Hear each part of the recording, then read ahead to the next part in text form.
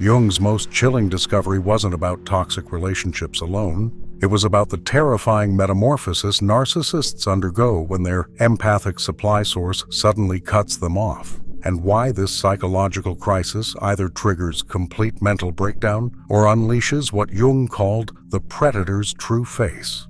In his classified research on pathological dependency and ego dissolution, Jung documented what I call narcissistic supply collapse syndrome, a pattern where individuals with grandiose self-structures would maintain their inflated identity through empathic partners' constant validation, then experience catastrophic personality disintegration when that emotional lifeline was severed.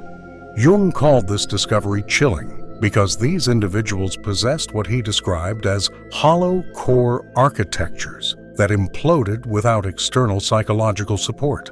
When the empath stopped feeding their false self, the narcissist didn't simply become depressed or introspective. They transformed into what Jung termed the exposed parasite, revealing either their capacity for authentic self-confrontation or the psychological vampire that validation had been sustaining all along.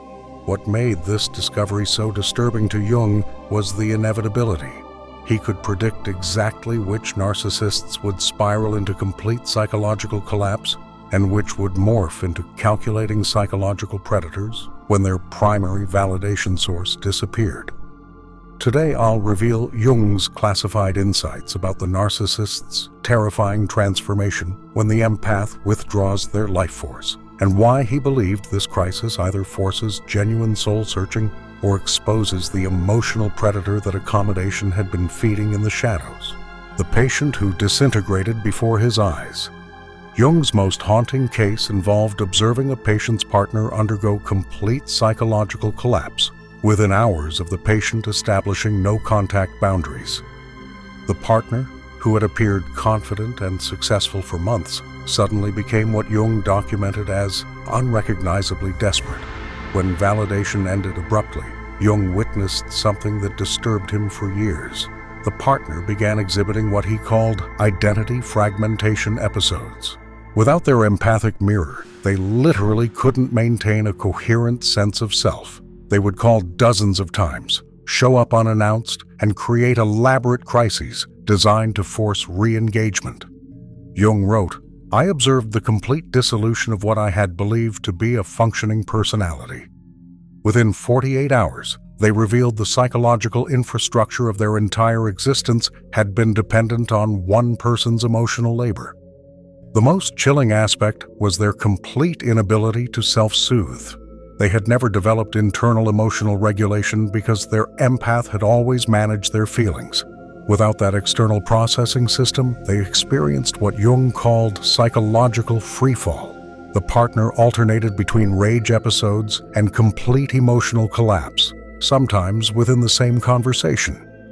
Jung realized he wasn't witnessing someone having a difficult time with separation. He was watching the real-time disintegration of a false personality that had never developed authentic coping mechanisms. This case revealed what Jung called empathic dependency psychosis, individuals whose entire psychological structure requires constant external validation to prevent mental collapse. When that support disappears, they don't grieve a relationship. They experience existential terror, the parasitic identity system. Jung discovered that certain narcissistic individuals construct what I call host dependency frameworks, psychological structures that cannot function without extracting emotional resources from others. Unlike individuals who enjoy validation, these people require it for basic psychological survival. Jung identified 3 components of their parasitic system: identity outsourcing dependency. They literally cannot maintain self-concept without constant external confirmation. Without empathic validation, they experience what Jung called self-dissolution panic, the terror that they will cease to exist without someone constantly reflecting their importance back to them. Emotional processing parasitism. Jung observed they never developed internal emotional regulation systems because they had always used empaths as external processors for their feelings. The empathic partner becomes their psychological liver, filtering and managing emotions they cannot handle independently. Reality construction through others. They maintain their worldview through what Jung called perception outsourcing, relying on empaths to confirm their version of events, validate their interpretations, and provide the reality testing they never learned to do internally. Jung realized this system creates what he termed psychological vampirism at its most extreme. The narcissist doesn't just drain energy, they literally cannot psychologically survive without constant transfusions of empathic validation. When empaths cut off supply, this entire system doesn't adapt. It collapses. Jung observed the narcissist's response reveals whether they have any authentic self beneath the parasitic structure, and the results are often more terrifying than anyone anticipated. The collapse that reveals the monster Jung identified why certain narcissists become genuinely dangerous when empaths withdraw validation. They enter what he called psychological survival mode, where their parasitic system activates every possible extraction method to restore the life-sustaining supply. Jung documented a predictable terror-driven escalation. First comes identity crisis hysteria, complete psychological panic when their sense of self begins fragmenting. They may become suicidal, create medical emergencies, or threaten self-harm specifically to trigger the empath's rescue instincts and restore contact. When hysteria fails to restore supply, Jung observed the shift to predator emergence protocol. The mask of civility completely dissolves, revealing what Jung called primitive psychological structures. They may engage in stalking, property destruction, or systematic attempts to destroy the empath's life as punishment for withdrawal. The final phase Jung called parasitic host hunting. When their primary supply source cannot be recovered, they desperately seek new empathic targets while simultaneously trying to turn everyone against their former partner through elaborate victim narratives. Jung realized this escalation reveals the narcissist's true psychological structure. They were never independent individuals who enjoyed validation. They were psychological parasites who had learned to disguise dependency as love. The empath's withdrawal doesn't trigger normal separation distress. It activates survival responses typically seen in parasites when their host organism attempts to reject them. Most terrifying to Jung was how quickly the civilized persona disappeared once their supply was threatened, revealing that their entire personality had been a carefully maintained illusion designed for extraction purposes. The 4 types of supply collapse. Jung identified 4 distinct patterns narcissists follow when their empathic supply is withdrawn, each revealing different levels of psychological development beneath their parasitic facade. The fragmenting dependent. These narcissists literally cannot maintain psychological coherence without constant empathic input. Jung observed they experience what he called identity dissolution syndrome. Their sense of self completely fragments without external validation. Jung documented they often cycle through multiple personalities depending on which approach might restore supply, becoming whoever they think the empath wants to see. They may threaten suicide, claim terminal illness, or create elaborate stories of victimization specifically designed to trigger rescue responses. Their fragmentation often intensifies over time because they have no internal self-structure to fall back on when external validation disappears. The rage reactor. Jung identified narcissists whose false self dissolves into pure fury when their supply source rebels. Their anger reveals what Jung called ownership delusion. They genuinely believe their empathic partner belongs to them. These individuals often engage in what Jung termed punishment campaigns, systematically trying to destroy their former partner's reputation, relationships, or livelihood. Their rage intensifies because it's fueled by property loss rather than relationship grief. Jung noted rage reactors frequently cannot understand why intimidation doesn't restore the previous dynamic, revealing their complete inability to comprehend autonomous individuals with their own needs and boundaries.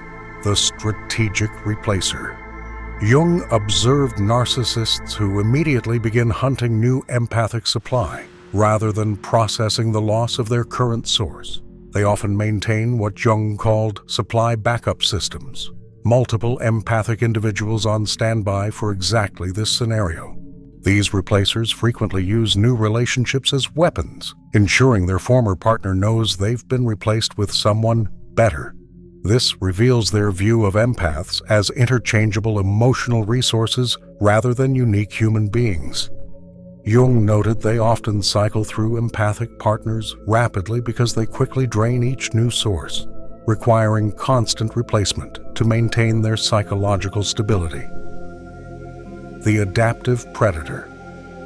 Jung's most dangerous category represents narcissists who use supply withdrawal as learning opportunities to develop more sophisticated extraction techniques. They study what went wrong and develop more effective manipulation strategies. These individuals often research psychology, adopt therapeutic language, or join support groups specifically to learn better emotional manipulation techniques. Jung observed they become empathy mimics, appearing to develop genuine emotional intelligence while actually perfecting their parasitic abilities. They may spend months or years developing their new approach before attempting to re-engage their former supply source with seemingly authentic transformation. The dangerous withdrawal psychology. Jung identified specific mechanisms that explain why supply withdrawal periods represent the highest risk for empaths trying to escape narcissistic relationships. Parasitic survival activation. Jung observed that narcissists experience supply withdrawal as literal death threat because their psychological survival depends entirely on external emotional resources. This activates what Jung called host retention protocols, increasingly desperate attempts to prevent their life support system from disconnecting. Jung noted they often escalate to extreme measures because their unconscious mind interprets the empath's boundaries as life-threatening abandonment rather than healthy self-protection. Control restoration. Desperation. Jung documented that supply-dependent narcissists automatically activate what he called dominance recovery systems when their control is threatened. These aren't conscious choices, but unconscious survival responses. Their escalating behavior operates below rational thought because their psychological system treats empathic independence as an emergency requiring immediate intervention through any means necessary. Reality collapse management.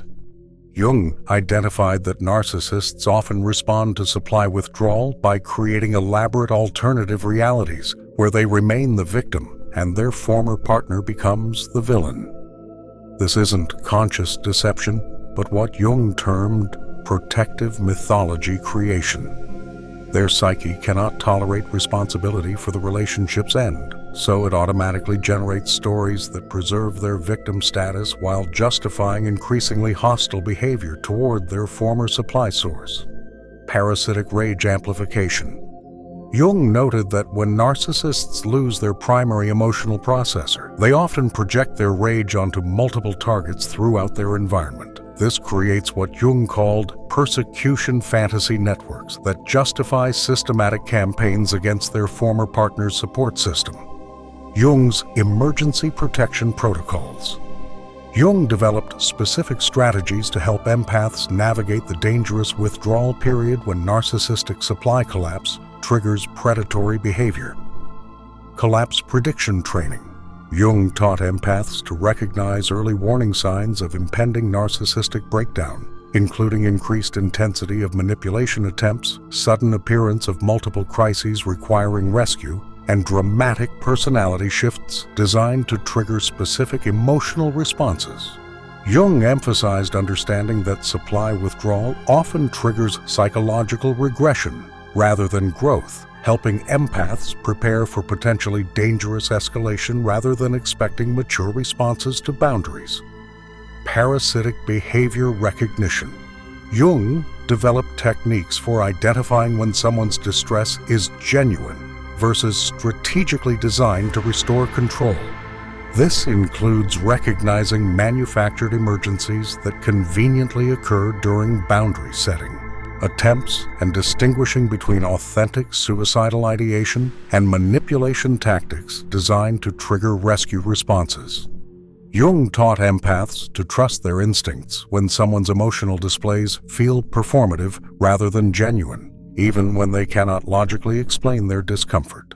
Safety first disengagement planning. Jung recognized that leaving narcissistic relationships requires treating the withdrawal period as potentially dangerous rather than simply emotionally difficult.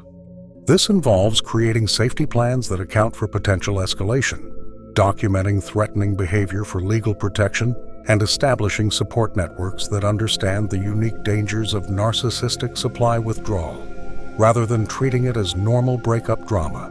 Reality anchor. Maintenance. Jung stressed the importance of maintaining objective perspective during the withdrawal period when narcissists often intensify gaslighting and reality distortion tactics in desperate attempts to restore control. This involves what Jung called truth verification networks, trusted individuals who can provide reality checks when manipulation attempts become overwhelming and help empaths maintain clarity about their decision to protect themselves. The cultural parasite problem. Jung believed understanding narcissistic supply collapse serves broader social recognition of widespread psychological parasitism disguised as normal relationship dynamics. Parasitic relationship recognition. Jung observed that many supposedly normal relationships actually involve empathic individuals unknowingly supporting parasitic partners who cannot function independently. When these dynamics are exposed through supply withdrawal, Jung noted it reveals how many people in positions of authority, success, or social prominence are actually dependent on hidden empathic support systems that receive no recognition for their crucial role. Supply system awareness. Jung emphasized that recognizing narcissistic dependency helps society understand how certain individuals maintain their success through extracting emotional labor from others, rather than developing genuine capabilities. Jung noted that cultures which recognize and refuse to enable these dynamics force individuals to develop authentic self-sufficiency rather than sophisticated parasitic strategies. Empathic protection. Evolution. Jung believed increasing awareness of supply dependency represents social evolution toward protecting empathic individuals from exploitation while still honoring their gifts. He saw empaths who successfully escape narcissistic supply relationships as pioneers who demonstrate that sensitivity can be maintained without accepting psychological parasitism, creating new models for healthy empathic expression. The truth about their transformation. The narcissist who loses their empathic supply reveals the psychological infrastructure that was always operating beneath their charming facade. Jung's research shows this isn't character change, but exposure, the removal of empathic support that had been sustaining their false personality structure. When the empath stops playing along, the narcissist faces their deepest terror, existing without external validation. Jung's observations reveal that most choose increasingly desperate extraction attempts over genuine self-development, confirming their loving behavior was strategic performance designed to secure essential psychological resources. The most profound revelation belongs to the empath who finally recognizes the true nature of what they had been supporting. Jung believed this recognition develops protective wisdom that preserves empathy while refusing to enable psychological parasitism. Your sensitivity was never meant to be a life support system for someone else's false identity. The same compassion that made you valuable to a psychological parasite also makes you capable of extraordinary authentic connections when you choose partners who contribute rather than extract. The narcissist's supply withdrawal behavior serves as final confirmation of the relationship's true dynamics. Whether they collapse, rage, replace, or rarely transform authentically, their response validates your need to protect yourself from continued psychological exploitation. Jung concluded these experiences serve as psychological education, painful but necessary processes that develop the ability to distinguish between genuine need and parasitic manipulation disguised as vulnerability. If you've witnessed someone's complete psychological dependence become visible when you withdrew your support, comment, I refuse to be anyone's life support system. Your journey from unconscious supply provision to conscious boundary protection contributes to cultural recognition of psychological parasitism and healthier relationship standards for everyone. Thanks for watching. See you in the next dimension.